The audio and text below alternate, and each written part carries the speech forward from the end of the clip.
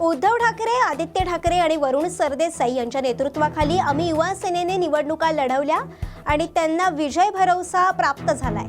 आमच्या 10 पैकी 10 जागा निवडून येतील। कितीही वाद झाले तरी देखील आम्ही निवडणुकांना सामोरे गेलोय। या निवडणुका युवा सेना प्रमुख आदित्य ठाकरे यांच्या नेतृत्वाखाली लढवल्या आणि आम्हाला खात्री आहे आम्ही 10ही जागा निवडून आणू, अशी प्रतिक्रिया विजयी उमेदवारांनी दिली आहे। विश्वास होता लोकांचा कुठेतरी दूर होत चालला होता, त्या न्यायव्यवस्थेने पण आम्हाला न्याय दिलेला आहे। आणि आज तुम्ही बघितलं आहे सिनेटच्या निवडणुकीत विद्यार्थ्याने जे वोट दिले आहे त्या वोटमधून पण आम्हाला एक न्याय मिळालेला आहे आणि त्या न्यायाच्या जोरावर आम्ही विद्यार्थ्यासाठी खूप सारं काम करणार आहे विद्यापीठामध्ये।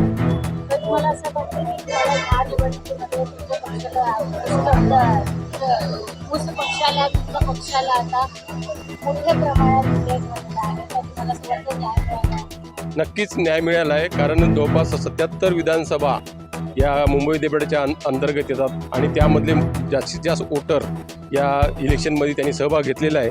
आणि हे दिसून आलं आहे की इथला यूथ जो वर्ग आहे तो युवा सेनेच्या पाठीशी आहे, शिवसेनेच्या पाठीशी आहे, उद्धव साहेबांच्या पाठीशी आहे। आदित्य साहेबांचं नेतृत्वाने मान्य केलेलं आहे, हे इलेक्शनमधून आपल्याला दिसून येतं। आदित्य साहेबांच्या आणि उद्धव साहेबांच्या नेतृत्वाखाली आणि वरुण सरदेसाई साहेबांच्या नेतृत्वाखाली आज युवा सेनेने एक भरघोस मतांनी विजय मिळालेला आहे आणि आता आमच्या 5 जागा डिक्लेअर झालेल्या आहेत कॅटेगरीच्या आणि अजून 5 जागांसाठी मतमोजणी चालू आहे। तर आमच्या 10 पैकी 10 जागा निवडून येतील।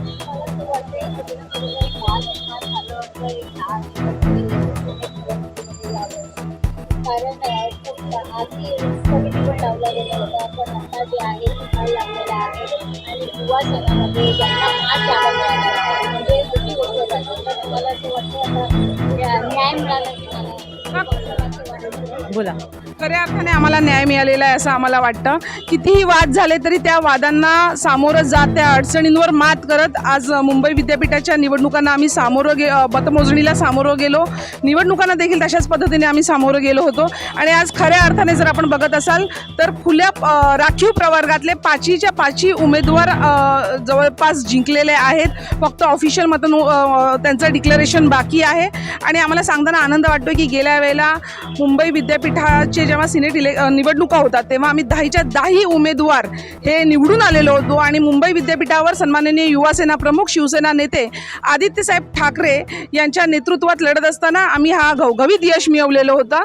आणि मला वाटलं मी पुन्हा एकदा सांगेन आणि त्याच इतिहासाची पुनरावृत्ती आता पुन्हा एकदा होणार आहे। पुन्हा एकदा आम्ही आदित्य साहेबांच्या नेतृत्वात लढत असलेली ही सिनेट निवडणूक पुन्हा एकदा 10च्या 10 उमेदवार निवडून येणार आहोत आणि पुन्हा एकदा इतिहास रचणार आहोत।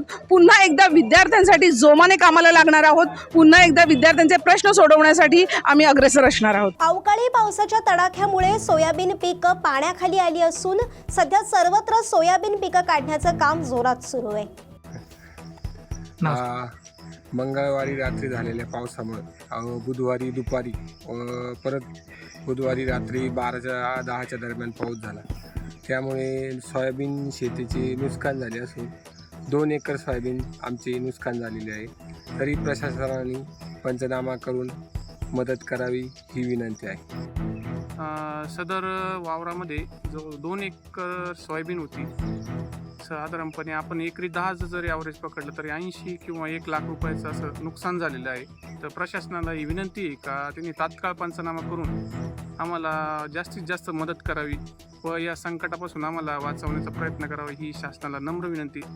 तसेच मंगळवारी रात्री व बुधवारी दुपारी व बुधवारी रात्री मोठ्या प्रमाणात पाऊस झाला आणि हे क्षेत्र पाटाच्या कडाला येत असल्यामुळे या क्षेत्रात पाण्याचा एवढा फ्लो वाढला की त्यामुळे क्षेत्रामध्ये सगळीकडे पाणी झालं व जी सोंगलेली सोयाबीन आहे ती पूर्ण पाण्याखाली गेली। गंजसुद्धा पाण्याखाली, आता तुम्ही पाहू शकतात पाठीमागं गंजसुद्धा पाण्याखाली आहे व पूर्ण नुकसान झालेलं आहे 100%। याच्यामध्ये आता सोयाबीन पूर्ण फुगलेली आहे व ती आता नाशच झाला आहे तिला पूर्ण व काळी पडन, ती जरी काढली तरी पूर्ण काळी पडणार व त्याला भाव पण भेटणार नाही। तेव्हा प्रशासनाला विनंती आहे का आम्हाला तात्काळ मदत करावी व या संकटापासून आमचं निवारण करावं अशी शासनाला विनंती।